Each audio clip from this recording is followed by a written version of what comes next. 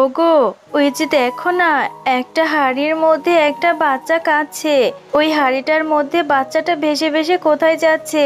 তাড়াতাড়ি যাও, ওই বাচ্চাটা যে না হলে ডুবে মারা যাবে।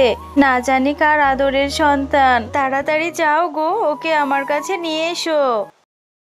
আর কাঁদিস নে মা, আর কাঁদিস নে। তোর বাবাকে যে পাঠালাম তোর জন্য খাবারের ব্যবস্থা করতে, না জানি তোর বাবা কোথায় গিয়েছে, এই ঝড়ের মধ্যে কি করছে। আমার যে খুব দুশ্চিন্তা হচ্ছে, আমার যে দুশ্চিন্তায় ভালো লাগছে না। আয় মা, আমার কোলে আয়। এখন আমি তোকে নিয়ে কোথায় যাব? বাইরে যে অনেক ঝড় বৃষ্টি, মেয়েটাকে ঠিক মতো একটু খেতেও দিতে পারি না। আল্লাহ, তুমি কেন আমাদের এত গরিব বানিয়েছো? চল মা, বাইরে গিয়ে দেখি তোর বাবা আসছে কি না। ওই তো দেখি আসছে, হাতে তো দেখি কিছুই নেই। তাহলে কি মেয়েটার জন্য একটু দুধের ব্যবস্থা করতে পারেনি? ওগো, তুমি এত দেরি করলে কেন? আরে ঝড় বৃষ্টির মধ্যে কোথায় ছিলে তুমি? মেয়েটার জন্য কি আজকেও কোনো দুধের ব্যবস্থা করতে পারোনি নাকি? এতটুকুনি বাচ্চা খিদের জ্বালা কি সইতে পারে? আর কত কষ্ট করব বলো তো? শেফালি, আমি কি ইচ্ছে করে খালি হাতে এসেছি? আমিও তো বাবা, আমারও তো অনেক কষ্ট হয়। কতজনের দ্বারেই তো গেলাম একটা কাজের জন্য, কেউ আমাকে কোনো কাজ দিল না। আর এখন বর্ষার সিজন, সামনে নাকি বন্যা হবে, তাই ফসলি জমিতে পানি জমেছে, এই জন্যই কোনো কাজ পাইনি। আল্লাহর উপরে ভরসা করো, নিশ্চয়ই একটা ব্যবস্থা করবে। এটা তুমি কি বলছো গো? এই বৃষ্টির জন্যই তো এত কষ্ট করতে হচ্ছে, তার উপর যদি আবার বন্যা হয়, তাহলে আমরা কোথায় যাব গো? আমাদের এই নিচু বাড়িটা তো পানিতে তলিয়ে যাবে। আমরা কোথায় যাব গো এই মেয়েটাকে নিয়ে? পাশের গ্রামে বাস করত মন্টু শিয়াল ও মুন্নি শিয়ালিনী। তাদের একমাত্র মেয়ে ছিল মিনা। হ্যাঁ গো, বাইরে যে কত বৃষ্টি হচ্ছে, মনে হচ্ছে এই বৃষ্টি আর থামবেই না। তুমি বাইরে গিয়ে দেখো না, আমাদের কলা বাগানের কি অবস্থা। কলা গাছের নিচে পানি জমলে যে কলা গাছগুলো মরে যাবে, তখন আর কিছুই করতে পারবে না। আর আমাদের জমির ফসলগুলো তো নষ্ট হয়ে যাচ্ছে। হ্যাঁ বউ, আমি এটা নিয়ে ভেবে দেখেছি। আমাদের জমিতে যে ফসলগুলো রয়েছে, সেই ফসলগুলো তুলে পাশের গ্রামে বন্যা হয়েছে, সেসব বন্যার্তদেরকে সাহায্য করব। আর যে কলা গাছগুলো আছে, সেই কলা গাছগুলো থেকে একটা কলা গাছের বাড়ি বানাবো, যাতে করে বন্যার সময় এলে আমরা আমাদের গ্রামের সবাইকে সাহায্য করতে পারি। হয়তোবা আমাদের গ্রামে পানি উঠতে একটু সময় লাগবে, কারণ আশেপাশের গ্রামের থেকে আমাদের গ্রামটা একটু উঁচু। হ্যাঁ গো, কথাটা তো তুমি মন্দ বলনি। আমি শুনেছি যে পাশের গ্রামে নাকি অনেক পশুরা মারা যাচ্ছে, অনেক ঘরবাড়ি ডুবে গেছে পানিতে। তুমি তাড়াতাড়ি করো, তাদেরকে তুমি সাহায্য করো। আর গিয়ে কলা গাছগুলো কেটে তাড়াতাড়ি একটা বাড়ি বানাও, যেই বাড়িটা বন্যার পানিতেও ডুববে না। এরপর বৃষ্টি যখন থেমে যায়, তখন মন্টু শিয়াল হাতে একটি দা নিয়ে কলা গাছ কাটতে চলে যায়। আর সে তার কলা বাগানে গিয়ে অনেকগুলো কলা গাছ কাটতে থাকে, আর সেই কলা গাছগুলো কেটে বাড়িতে নিয়ে আসে। তুমি ঠিকই বলেছিলে গিন্নি, এখন যদি কলা গাছগুলো না কাটতাম তাহলে কলা গাছগুলো মরেই যেত, কারণ কলা গাছের গোড়াগুলোতে পচন ধরেছিল। এই কলা গাছগুলো দিয়ে আমি একটা বাড়ি বানাবো, যেই বাড়িটা পানিতেও ডুববে না। কিরে মুন্নি, তোর বাড়িতে গিয়ে খুঁজে আসলাম, এখানে তোরা দুজন কি করছিস? ও বাবা, কলা গাছ দিয়ে আবার বাড়ি বানাচ্ছিস নাকি? আমি এসেছিলাম একটু লবণ চাইতে, যদি একটু লবণ থাকে তাহলে আমাকে দে। আর এরকম পাগলামি করছিস কেন? অযথা কলা গাছগুলো কেটে এভাবে কি বানাচ্ছিস তোরা? বাঘিনী মামি, বন্যা হবে গো, বন্যা। তাই আমরা আগে থেকেই প্রস্তুতি নিচ্ছি।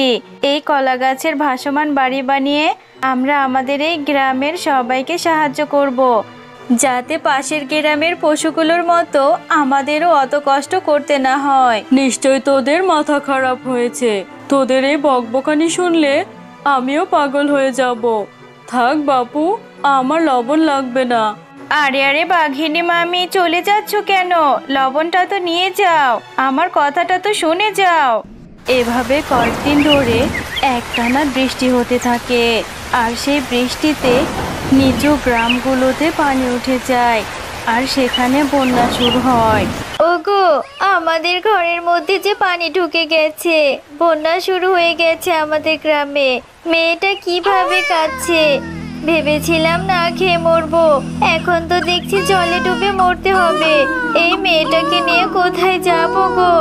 শেফালি, মেয়েটাকে নিয়ে বাইরে চলো, গিয়ে দেখি কোনো ব্যবস্থা করতে পারি কিনা। যদি আমরা কোনো উঁচু জায়গায় গিয়ে উঠতে পারি তাহলে হয়তো প্রাণে বেঁচে যাব। ওগো, বন্যার জল যে শুধু বাড়ছে, এখন আমরা কোথায় যাব এই বাচ্চাটাকে নিয়ে? আমরা তো এই বাচ্চাকে নিয়ে সাঁতরেও কোথাও যেতে পারবো না।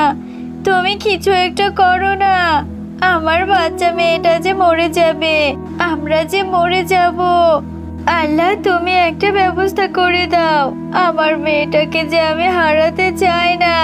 আমার মেয়েটা এমনিতেই না খেয়ে আছে 2 দিন ধরে। তুমি একদম কেঁদো না বউ, তুমি একদম চিন্তা করো না, নিশ্চয় আল্লাহ একটা ব্যবস্থা করবে। আমি গিয়ে দেখি কিছু একটা ব্যবস্থা করতে পারি কিনা। আমরাও যদি মরে যাই তাহলে আমাদের সন্তানকে মরতে দেব না। এই নাও বউ, এই হাঁড়িটা আমি ঘর থেকে নিয়ে এসেছি। এই হাঁড়িটা তো জলে ভাসবে, আমাদের মেয়েটাকে এই হাঁড়িতে ভাসিয়ে দাও। যদি কেউ আমাদের মেয়েটাকে পেয়ে যায় তাহলে আমাদের মেয়েটা প্রাণে বেঁচে যাবে। আমাদের সাথে থাকলে যে আমরা ওকে বাঁচাতে পারবো না। ওগো, আমাদের কলিজার টুকরো সন্তানকে জলে ভাসিয়ে দিলাম। আল্লাহ, তুমি আমাদের সন্তানকে রক্ষা করো, ওকে যেন তুমি প্রাণে বাঁচিয়ে দিও। যা মা, যা, তোকে যে আর ধরে রাখতে পারলাম না। হ্যাঁ গো, আমাদের কলা গাছের বাড়িটা তো তৈরি করা হয়ে গেছে। শুনেছি পাশের গ্রামে নাকি বন্যা হয়েছে, অনেক ঘরবাড়ি তলিয়ে গেছে। চলো না, আমরা আমাদের গ্রামের সমস্ত পশুদেরকে ডেকে আমাদের এই কলা গাছের বাড়িতে উঠতে বলি, যাতে করে সবার প্রাণ বেঁচে যায়। হ্যাঁ গিন্নি, তুমি কথাটা মন্দ বলনি। আমাদের গ্রামেও প্রায় পানি চলে এসেছে, আমাদের নদীটা টইটুম্বুর হয়ে গেছে। হয়তোবা আজকের ভিতরে আমাদের গ্রামেও বন্যা শুরু হবে। চলো সবাইকে সতর্ক করি। আমরা আপনাদের সবাইকে সাহায্য করতে এসেছি। আমরা আমাদের কলা বাগানের কলা গাছগুলো দিয়ে একটা ভাসমান কলা গাছের বাড়ি বানিয়েছি। আপনারা আমাদের সাথে আমাদের কলা গাছের বাড়ির উপরে চলুন, সেই বাড়িতে থাকবেন, না হলে যে আমরা প্রাণে বাঁচতে পারবো না। আরে মন্টু ভাই, মুন্নি ভাবি, তোমরা না হয় পাগল হয়েছো, আমরাও কি তোমাদের মতো পাগল হয়েছি নাকি? কে বলেছে তোমায় বন্যা হবে? বন্যা হলে বন্যার জলে ডুবে মরবো, তবুও তোমাদের ওই কলা গাছের বাড়ির মধ্যে গিয়ে মরতে চায় না। এ কথা বলে গ্রামের সব লোকজন সেখান থেকে চলে যেতে থাকে।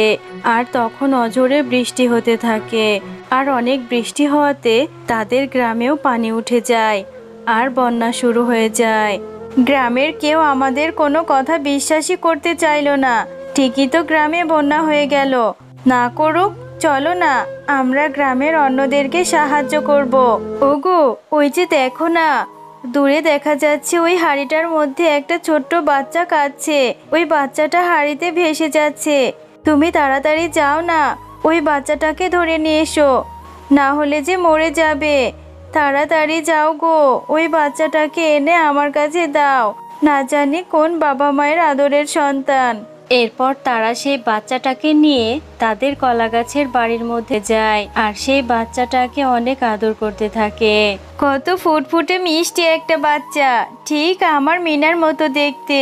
না জানি কোন বাবা মায়ের কষ্টের ধন কে এভাবে পাতিলের মধ্যে রেখে দিয়েছে। এই বাচ্চাটাকে আল্লাহ অশেষ রহমত করেছে, না হলে কি এভাবে বেঁচে থাকতো? মা, তাহলে তো ভালোই হলো, আল্লাহ আমাকে একটা বোন দিয়েছে।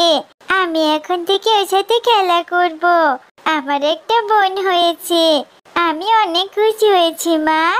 ভাই মুন্নি, মন্টু, আমাদের একটু তোদের কলা গাছের বাড়িতে জায়গা দে না বোন। আমরা তোদেরকে কত অবহেলা করেছি, আমরা যে ডুবে মরে যাব। আমাদের ঘরবাড়ি সবকিছু তলিয়ে গেছে। কেন বাঘিনী মামি, তোমরা না আমার স্বামীকে কত কিছু বললে? আমরা পাগল হয়েছি, তাই এই কলা গাছের বাড়ি বানিয়েছি। দেখলে তো, আজকে তোমাদের এই কলা গাছের বাড়িতেই আসতে হলো। আমরা যেটা করেছি গায়ের পশুদের ভালোর জন্যই করেছি। আর তোমাদের জলের মধ্যে দাঁড়িয়ে থাকতে হবে না, তাড়াতাড়ি উঠে এসো আমাদের কলা গাছের বাড়িতে।